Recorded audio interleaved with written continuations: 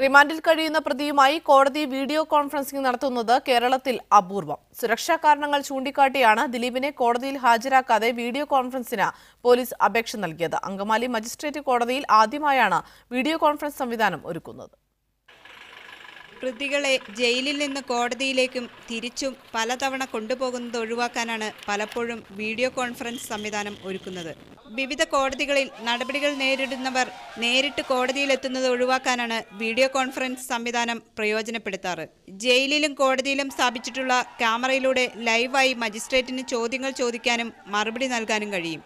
ദിലീപിന്റെ കേസിൽ പോലീസ് ആവശ്യപ്പെട്ടതുപോലെ സുരക്ഷാ കാരണങ്ങളാലാണ് മുഖ്യമായും വീഡിയോ കോൺഫറൻസിംഗ് നടത്തുന്നത്. വിദേശത്ത് കഴിയുന്ന വാദിക്കോ പ്രതിക്കോ സാക്ഷിക്കോ കോടതിയിലെത്താനുള്ള അസൗകര്യങ്ങൾ മൂലവും ഇത് നടത്താറുണ്ട്.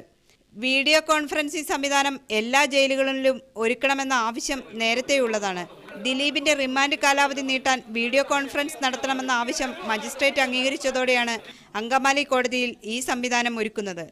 ആലുവ സബ് ജയിലിൽ സ്ഥാപിച്ചിട്ടുള്ള വീഡിയോ കോൺഫറൻസിംഗ് സംവിധാനം തകരാറിലായതിനാൽ സ്കൈപ്പ് വഴിയാകും ദിലീപുമായി കോൺഫറൻസിംഗ് നടത്തുക. സംസ്ഥാനത്തെ വിവിധ ജയിലുകളിൽ ഇതിനകം വീഡിയോ കോൺഫറൻസിംഗ് സംവിധാനം ഏർപ്പെടുത്തിയിട്ടുണ്ട്. എന്നാൽ ഇത് ഉപയോഗപ്പെടുത്തുന്നത് അപൂർവമാണ്. മീഡിയ 1 കൊച്ചി.